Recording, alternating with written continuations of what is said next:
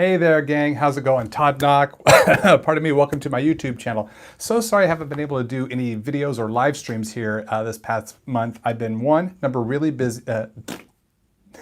Take two.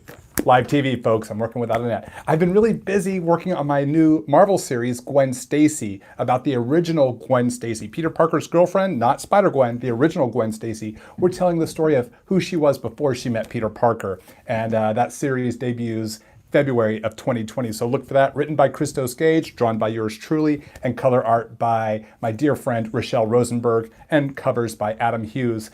And then I've also been really sick the past 2 weeks. So finally just now starting to feel better. But my wife and I are about to run some holiday errands, but I got some free time before we have to head out, about half an hour. So I thought, let's do a live broadcast. Might be the last one I do for 2019. We'll see how things go. But I at least wanted to get one more in, I should say. So welcome everyone. This is an impromptu live stream, art live stream. So let's flip the camera around. Let's get drawing on this orange Post-it note. Pardon me while I flip the camera rig around. Got a brand new rig from my best pal, Larry Stucker.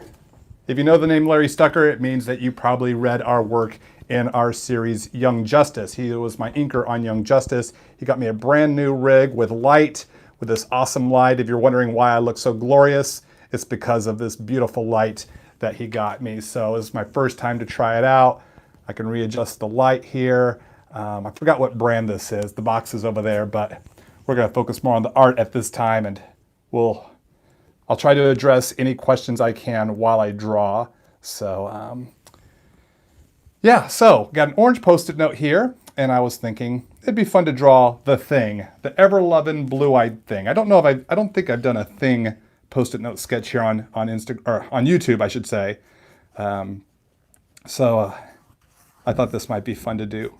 Thing is one of my favorite characters since I've been a little kid. I remember first discovering Fantastic Four in the 1970s cartoon that Filmation did. The same people who did the original He-Man cartoon, Filmation. They did, I believe it was Filmation, did a Fantastic Four cartoon, the one that had Herbie the robot in it. And that was my first exposure to the Fantastic Four, and I thought the Thing was the coolest character and have thought that ever since. Just really dig the Thing.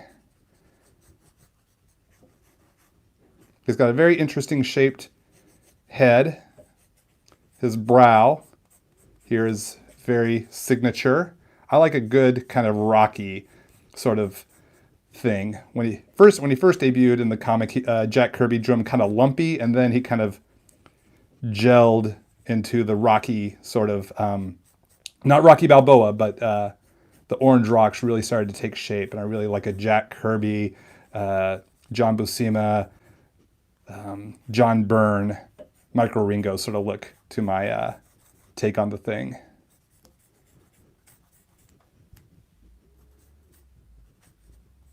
So I'm just going to rough out the shapes here. I hope everyone's doing well and hope you're having a great holiday season. I know the holidays are really getting in full swing for a lot of people, especially for those that are celebrating Christmas next week. I know many people are celebrating Hanukkah. Kwanzaa's coming up. So I hope everyone's having a great holiday season with family and friends. So we're going to just kind of throw in some basic rocks here. I better set a timer here so I don't go too long, because I do need to honor my agreement with my wife that we'd head out in about half an hour to go run some errands, some holiday errands.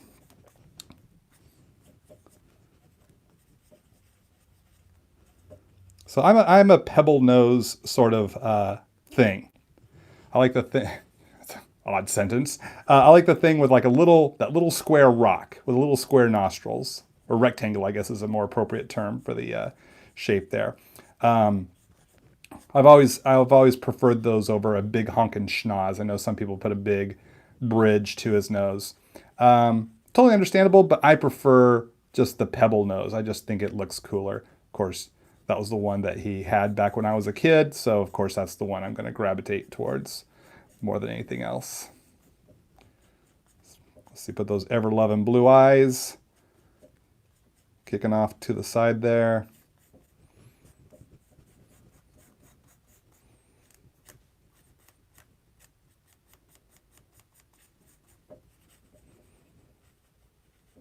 There we go.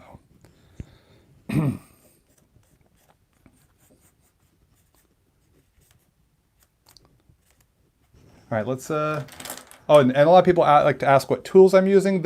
My mechanical pencil is the Uni Kuratoga 0.3 HB lead. Uni Kuratoga is my mechanical pencil here that I'm using. And then for the inks, I love doing colored inks for these types of pieces here. So I'm gonna grab my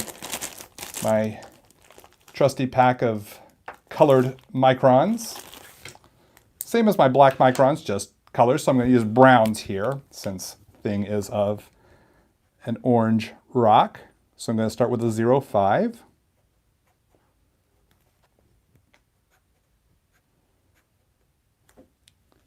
Going to start with the brow ridge. Will I be coloring the Superboy soon? Yes, I've been doing a live stream of the Superboy, digitally drawn Superboy illustration. We've done the pencils and the inks. Soon, I don't know how soon it will be. I do plan on taking that one to color in a live stream, digital art live stream. If I can say the word digital art and live stream a few more times, I'll do my best to try to work that into this one sentence. I do plan on doing that at some point, but that would probably be longer than a 30-minute video. So I'm going to have to wait till probably early next year to tackle that. Maybe on a Saturday morning we can do that. But yeah, definitely not tonight. I didn't want to rush it, so I thought a post-it note sketch, a little headshot here of the thing would be a bit easier to draw, or I should say less time-consuming to draw. Maybe that's a better way of putting it. So yes, we will get back to that Superboy piece for some digital colors.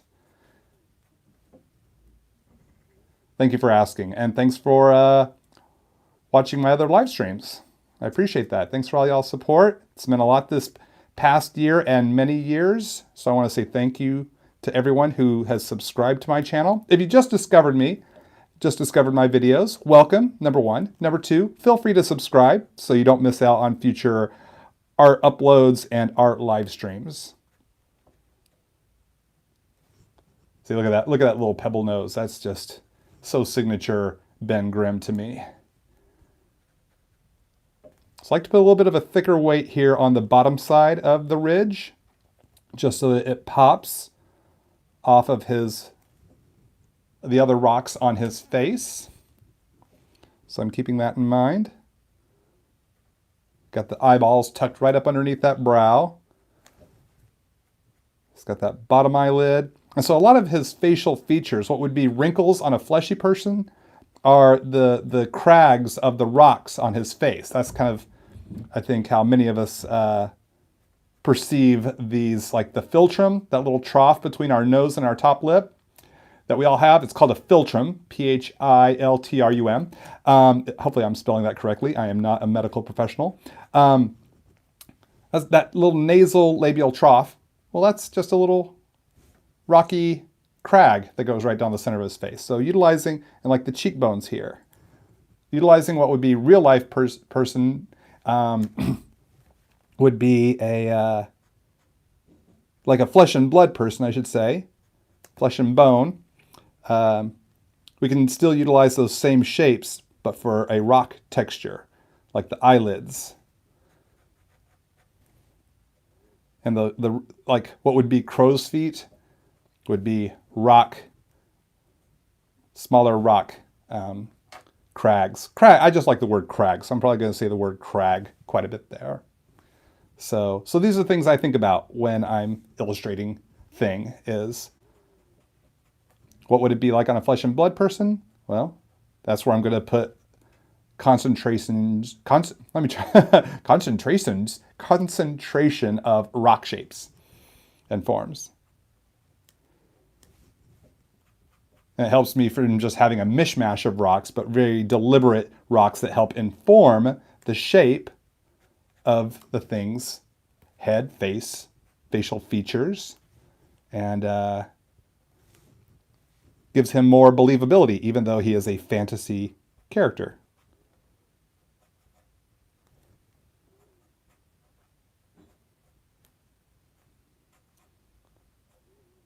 And then here for the bottom lip, it's kind of, I noticed Michael Ringo, the late great Michael Ringo, one of my favorite artists. We lost him about 10 years ago. Yeah, so sorry to hear of his passing. We lost him way too soon. But studying how he drew the thing, I really loved how he handled the rock shapes for the chin. I really noticed how Mike did it, and I kind of followed his lead because I thought it was such a great approach to that bottom lip. So I got to give credit where credit's due there. Thank you, Mike, for showing a great way to put that puzzle together. Has definitely informed and inspired my approach to drawing the thing. First time I drew the thing was or professionally I should say, was in a Spider-Man story that ran as Peter Parker number 5 about 10 years ago. And so with my first time to draw the thing professionally, I really practiced my thing. I researched my favorite thing artists, the ones I mentioned at the top of this broadcast, studied what they did, and started doing character studies so I could have a thing that had that kind of classic look that I loved and enjoyed, and then I could put my own spin on it. So John Byrne, John Buscema, Jack Kirby, and Michael Ringo were probably 4 of them. And then, of course, Arthur Adams as well, were, I guess, the top 5 that I really referenced and studied how their approach, and then built my approach off of that based on the shapes, the commonalities of shapes I saw them do in their approach to the thing. So I wanted it to be very recognizable to what we know the thing to look like, especially for us kids who grew up in the 80s and 90s, and maybe even as far back as the 70s, but then put my present day spin on it. Make my own choices in shapes and things like that, but definitely studied from the masters and did some character studies to see how was the best way to construct the thing's face. So it's, one, I wasn't going in cold, but I had actually done my homework ahead of time.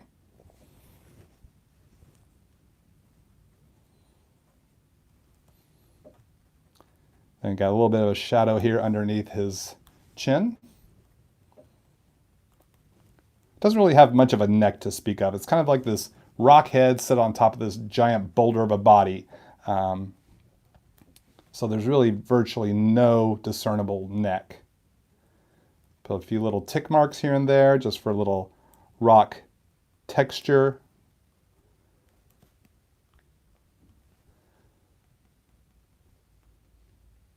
Just kind of pulling towards the light source, which would be generalized light source, maybe like the sun coming from above.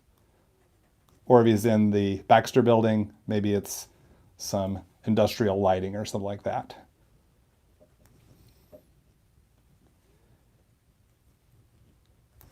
Okay, and then we're going to grab some blue here for his blue eyes.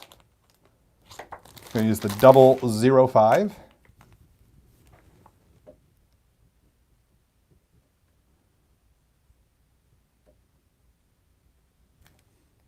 And we will be adding some Copic marker color here next.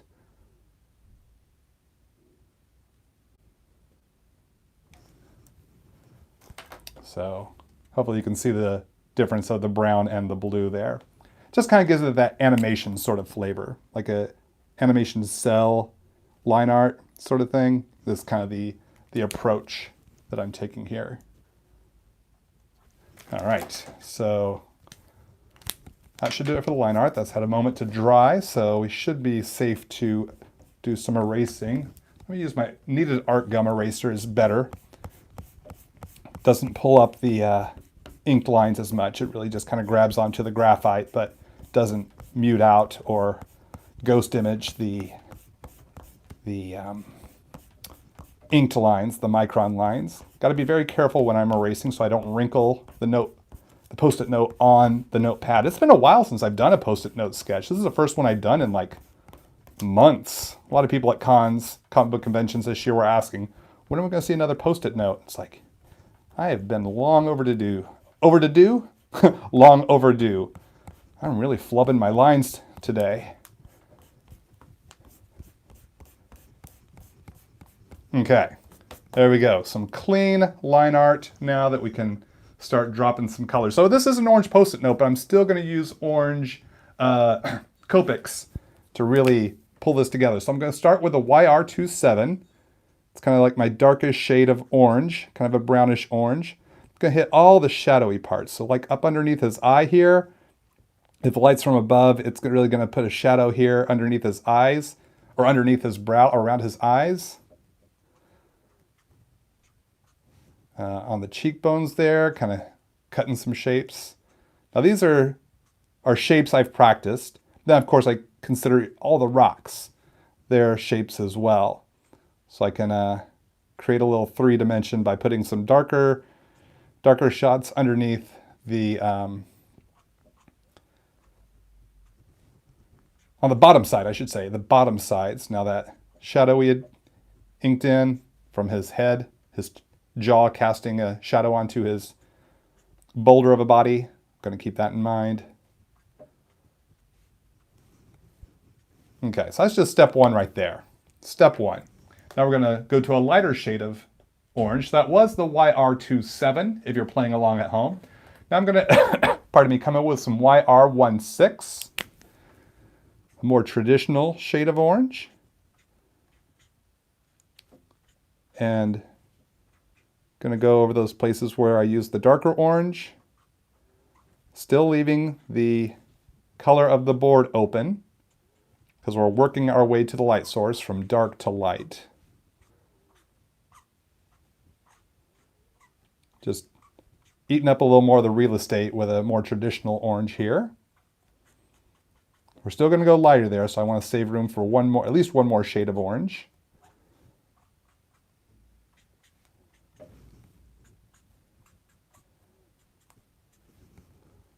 Okay, so that was the YR16. Oh, you got to go? No worries, Jerkmonger. Good to see you. Feel free to come back and watch the whole video when you got time. So now we got the YR12. And this is a lighter shade of orange. We're really going to start to fill out the rest of his face there. Just leaving a little bit of the color of the paper as little smaller highlights, especially as we move closer to the top of his head. Greetings from Honduras. Hello. Thanks for watching in Honduras. I think you might be the first person who has sent a greeting from Honduras, at least that I've been able to catch during a live stream. So glad you and everyone is here. Where else are people watching from? Where are you watching from right now? Across the U.S., where I'm in the U.S., I'm in California myself. But where are you in the U.S. and around the world? Feel free to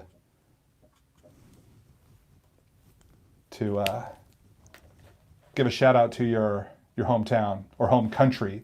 So let's color his eyes now. I'm going to use some, we got Michigan, Jersey, Denver, Colorado. Awesome.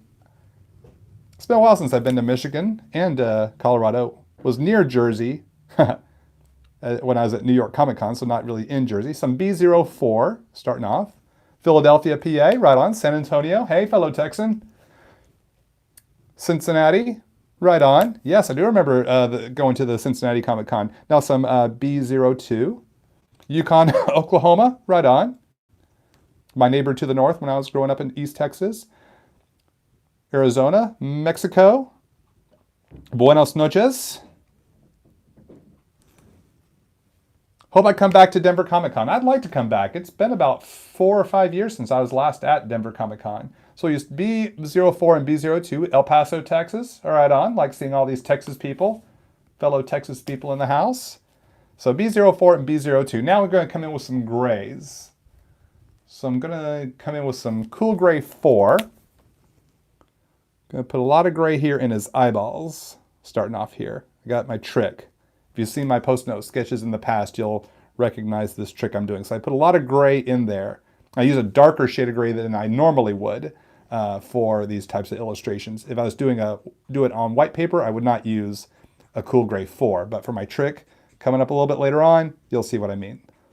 So I'm going to use the same cool gray 4 to put some really heavy shadows underneath and around his eyes. I like to use cool grays because it creates a more believable shadow. Trick I learned from my friend Ahmed Al-Duri here on YouTube. He has some great tutorials. Look him up. Ahmed Al-Duri, A-L-D-O-O-R-I. His work is unbelievable. Check him out on Instagram as well. Really great guy, fantastic artist, great teacher too. So you could definitely learn a lot from that guy. And yeah, so I really liked his approach to shading and how he utilizes color in that, and especially cool gray. So I gotta give a tip of the hat to my friend Ahmed. So still using this cool gray 4 here. So see, it really brings these cool gray shadows really bring a more lifelike sort of shading to the shadows here on pardon me, on Ben Grimm here. Now I'm going to power down to a cool gray 2. It's a little lighter, just kind of give me some blending. It's more subtle.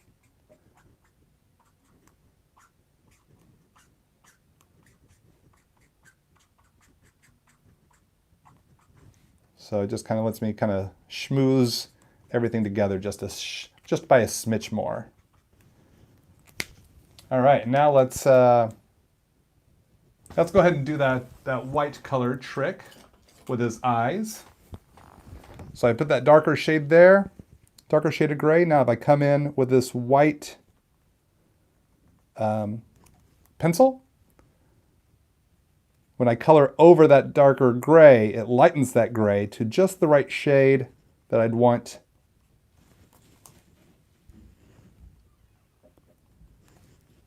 to be the white, the kind of gray I'd want to make the white, how do you say, the white of his eyeball, I guess is what I'm trying to say ultimately. So we just got a couple more things to do here. We're going to throw in some sort of kind of background fade, as I often do. So let's use some neutral grays. I'm going to try some neutral grays here. Let's start with a neutral gray 5. I'm going to do a gradation here from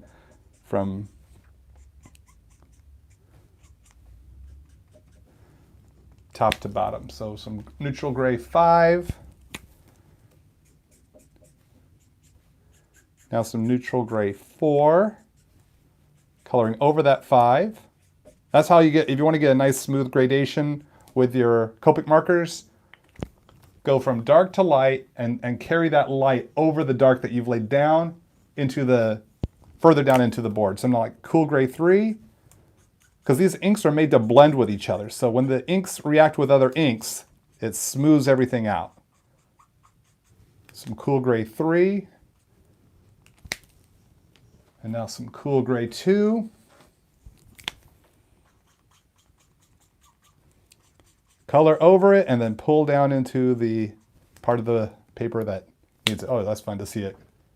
With this new light there, you can see the ink drying as we speak.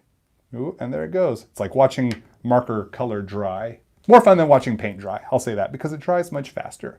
And let's see. I'm going to put a bit of a shadow behind him a little bit. So I'm going back to that neutral 5. I'm going to just drop a heavier shadow right back here behind him. A little bit, just for a little more, I don't know, depth kind of. And now, one of my favorite finishing moves here, the Uniball Signo white gel pen. Putting my signature white outline, Post-it sketch white outline around the character.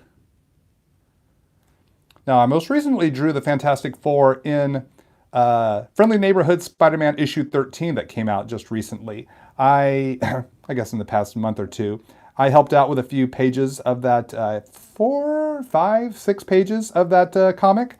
And so I got to draw all the current Fantastic Four, so the most recent designs for the Fantastic Four. So I got to draw Reed, Sue, Johnny, and our lovable Ben Grimm here as well. So a lot of fun to get to work on that Tom Taylor story. First time I've gotten to work with writer Tom Taylor, even if it was just for a few pages, but still a lot of fun to do. So if you want to see more of my art with the Fantastic Four, be sure to check out just a few little flecks of rock here. And then, let's see, put a little highlight here in his eye, that little spot I left for a highlight. We're gonna put a nice bright white highlight there, which really contrasts with the white colored pencil of his eyeball. Then we have the gel pen white highlight dropping in there, really gives it some nice standout pop. I really like that. So I'm gonna put my name on here and the date. So we'll go right in this corner here. So I tend to just do my last name for my Post-it note sketches because there's not a lot of real estate. So I use my comic book cover signature, where it's just my last name there. And then today is the 21st of December, 2019. There we go. There is the ever-loving blue-eyed thing. So let's flip the camera around. We'll maybe I'll try to address a question or two and sign off here. So bear with me as I flip the camera around. Get the rig, get the light here, and then we gotta do the old flip button. Hey gang, how's it going? All right, just sorry I bumped the sleep button. Here's a shot of my palm. There we go. All right. When I get more used to this rig, I'll be able to get the phone clamped in a little better, but then we got this beautiful light here to see, maybe you can see the ring it makes in my eyes. It's got that little ring light. Anyhow, dang, thanks so much for hanging out with me. Let's see. You just picked up the Sleepwalker trade paperback. I did. Love the character and the way I drew him. Thank you so much. It was so much fun getting to draw Sleepwalker. I remember him back in the 90s. I loved Brett Blevins' art, who was co-creator with Bob Budiansky, who they co-created Sleepwalker. And so it was an honor to get to draw a character, especially of an artist that I really enjoyed the work of. I really loved the shapes and forms and movement that Brett flubbing up these lines, Brett Blevins gave his characters in New Mutants and in Sleepwalker. So yeah, it was really fun to do, and Chris Sims and Chad Bowers wrote some crazy stuff for me to draw. If y'all haven't read it, check out Infinity Wars Sleepwalker trade paperback. I think it's got some of my layouts of the pages I did, so you can see some of the more initial artwork for the series in there. I think maybe some character designs that I did for all the different superhero and supervillain mashups, because the Infinity War story was about all the Marvel characters getting mashed up with each other. And so I got to create some mashups, which was a lot of fun. And like Man-Thing and Fin-Fang-Foom became Man-Thing-Fang-Foom, which people really responded well to. So yeah, that's in trade paperback. Thanks so much for reading it. I really had fun drawing that 4-issue series. What pencil do I use in Clip Studio to rough with? When I'm using Clip Studio, I use Friendin brushes. I use just a basic standard pencil in the Friendin series. Do I have a favorite movie of the year? Once Upon a Time in Hollywood takes the cake for you. I did not see Once Upon a Time in Hollywood. What movies did I see this year? Golly, I think I'd have to say it was Avengers Endgame was my favorite for 2019. That was, oh golly, that's such a good movie. So I think I'm gonna say that was my favorite for 2019. That and Toy Story 4 were really some of my favorites, I would probably say. Let's see. All right, now, any other questions? How do I keep my character designs original? I like to reference all sorts of things. And what I like to do is look up fashions of present day fashions, like what kind of shoes are people wearing? What kind of sneakers? Where's sneaker technology? You know, jackets, hoodies, seams. It's like, how can I utilize real life fashion in my character designs? How can I take real life fashion and then merge it with some of the things we often see in superhero, you know, spandex costume designs? How can I blend these two to try to come up with something new? So I really like to be inspired by fashion, present day fashion, fashion from the past. How can I utilize those sorts of elements with traditional superhero costume designs to come up with something new, fresh, different, or maybe even unexpected. So that's one of my tricks there. Look at fashion, look at real life, look at what people are wearing, and think, how would a superhero wear that? Did I see Rise of Skywalker yet? Yes, I did. I saw it Thursday night. I really enjoyed it. I thought it was a lot of fun. Care to expound on my work for New Men? New Men was one of the books I did when I first broke into the industry working for Rob Liefeld. Rob Liefeld, creator of Deadpool, gave me my first big full-time break as a full-time artist in the comic book business. I don't know if I could go into too much about that. I mean, I'm sure there are lots of stories, but I did have a lot of fun with it. Working with Eric Stevenson on that series was a lot of fun. We'd go and brainstorm all sorts of ideas of stories we'd like to tell, so it was really, really fun working on that series. So yeah, I think I'll leave the question, or my answer to that question, with that right there. But I'm sure there are more New Men stories along with Young Justice stories and Nightcrawler stories and Spider-Man stories to tell. Outside of conventions, do I do commissions? I do have a studio commission list. It is currently closed because it is so long and I've had people waiting for so long. Some people have been waiting for 5 or 6 years for me to get to their name on my commission list. But when I can reopen for studio commissions, not convention commissions, but my studio commissions, I'll announce on my website and my social media. So make sure you're following me on Twitter and Instagram. But unfortunately, that might still be a ways away. So that's not going to happen anytime just yet, especially with Gwen Stacy, my Gwen Stacy series taking up a lot of my time. But when I can take on more studio commissions, I'll have a whole new process on how I do that so that people don't have to wait necessarily years. You just have to wait for these commission windows to open. I'll open them in specific commission windows when I have time to do such things. So, but that'll still be a ways away. But thank you for asking. I do hope to get to a point where I can start taking on new studio commissions because I know a lot of people have asked about that. I appreciate everyone being so interested and supportive of my art and wanting to own my art. That means the world to me. Thank you so, so much. So I hope to do that sooner than later. Any WildGuard projects in the future? I am doing a WildGuard short story. I don't know how long that story is going to be. Right now, the short story is becoming a longer story. I've got about 10 pages of what could be a 20 to 25 page one-shot drawn. I've been utilizing telling this new WildGuard story as a chance for me to practice my drawing digitally.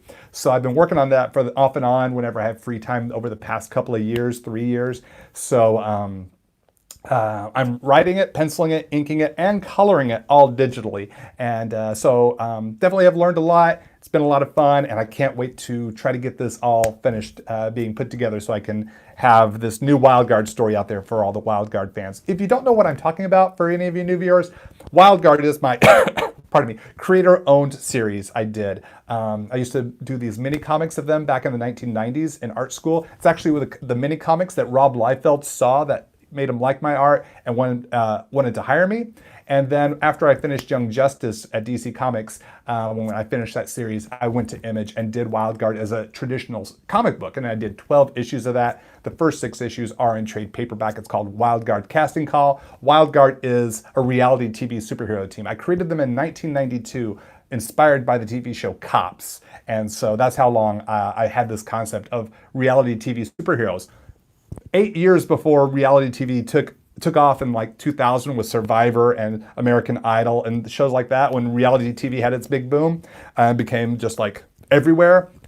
The only reality TV shows we really had were Cops, MTV's Real World, even I guess you could say America's Funniest Home Videos. That's about the extent of our reality TV at that time. So I was really inspired by Cops and thought, hey, why don't we have cameramen follow superheroes around instead of police officers? So here goes my timer to let me know I need to wrap up this broadcast. We'll tackle 1 or 2 more questions and I'll sign off. So that's how I created WildGuard, is reality TV superhero team.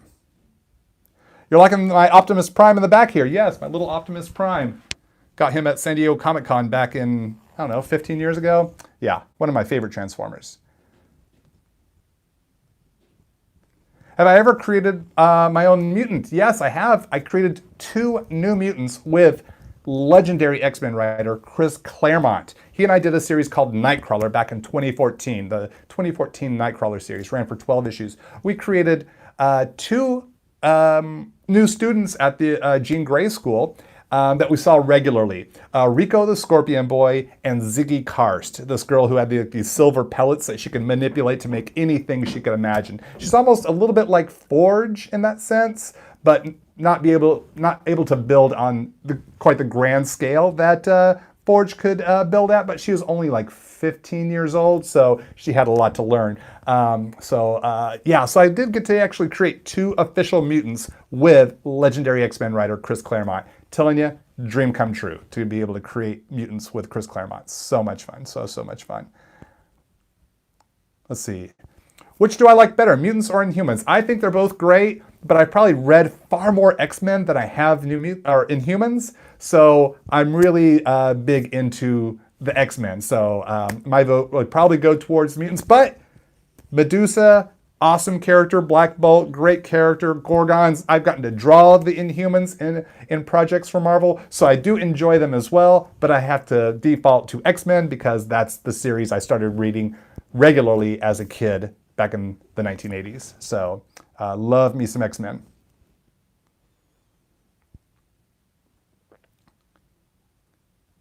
Let's see. How do you approach writing a comic book when you write your own book? I'm probably not the best guy to ask because I don't do a lot of writing. I mean, I do write my creator-owned stuff, Wild Guard, Jack-O-Lantern comic strips. I just take my characters, think of their personalities, put them in a scene, and how would they react to that, and then just kind of go from there. And just based on who are these people, who do I know them to be, and how would they respond to any given situation, and then how would the people they're interacting with respond back, and where would things go? So it's probably might not be the trained way of writing, but that's kind of how I do it. And I like to write in like 2 to 3 page scenes and always switching to a new scene, because that's how Peter David would write Young Justice, and I love that. I always had every 2 or 3 pages I had different characters in a different place every time, so it kept it super fresh for me. So that's what I learned from Peter David, and how I approach my writing oftentimes is any scene that they're in, characters are in, 2 or 3 pages, then we cut to somewhere else. And then we cut back and forth. And now we're going to cut over to these characters over here. And then when do these different plot lines all meet up? So rarely will you see in my writing scenes that go for more than maybe 5 pages at the most. You're not going to, in one place, one scene. I'm always going to try to mix it up because then it makes it interesting and fresh. And it's not quite as overwhelming. Just string together a bunch of 2 or 3 page scenes and how do they all fit together. And that can be a bit of a challenge to keep things all wrangled, but something could slip through the cracks, but somehow I manage. So but asking maybe someone who writes on a regular basis, who writes comic books like regularly for a living, or as opposed to me where I draw comic books regularly for a living, they'd probably have even greater, deeper, and more meaty advice than what I could give. All right, have I ever drawn a fan's character before? Not a lot. I kind of shy away from that. So I don't really do that so much anymore. I did long ago, but nowadays I haven't done that as much, just because of it's a big wibbly wobbly story. We're not going to go into that, but I have done it before, but I haven't done it really much at all nowadays. Let's see, you're a fine art student and you're still not great at drawing anatomy. Which books do I recommend to you as a beginner? I don't know what to recommend for a beginner. I can just recommend the books that I used when I was at Art Institute of Dallas in my life drawing classes. My life drawing instructor was a big Bern Hogarth fan. She loved Bern Hogarth. She taught solely from Bern Hogarth. So that is pretty much the life drawing artist I solely learned from his book, Dynamic Anatomy. So that's the only one I can truly recommend. I know there's Andrew Loomis. I know there's George Bridgman. These 3 guys are probably the 3 most popular guys when it comes to life drawing books that most people learn from. So I'd say check out those 3, see which one appeals to you and works for where you're at with your art. And I wish you all the best. Keep practicing, because really that's what it really takes. Study, practice, wash, rinse, repeat. But I wish you all the best with your art. Let's see, we'll tackle this last question. I gotta head out. How do I avoid hand cramping and hold ideas in my head while drawing? Usually attribute a piece of music to a character and pose. little skies for the century to help lock it in. Yeah, whatever it takes, you know. For me, hand cramping, I really don't struggle with hand cramping unless I do like a 14-hour day. Then maybe this pinky that I broke in 7th grade, which didn't heal correctly, that can start to act up. But my hand doesn't really cramp. I do get tennis elbow. My elbow will get inflamed, so I'll take a little Advil, some ibuprofen to help reduce inflammation. But that's about it. But as far as my hand cramping, by the grace of God, staying healthy and my hand does not cramp. How do I keep ideas? You know, I'll make notes. I'll jot down notes if I think I'll forget something, but oftentimes I'm just rolling with it and I'm fully immersed in the story and I know which direction I'm going, where I'm heading. I work in stages, so I do a rough sketch of where everything's going to go, and then I tighten all that up a little bit more, and then I tighten that all up a little bit more so I don't forget anything on a given page. But yeah, definitely writing down notes. Music inspiring you? Totally. Music can be very inspirational. Absolutely. So many different tips or tricks that people can do to in ways of creating or keeping ideas in their head, or jot them down. Oftentimes, especially if you're writing, jot them down. You will forget, and you think, oh, no, I won't forget this. It's too good. I won't forget.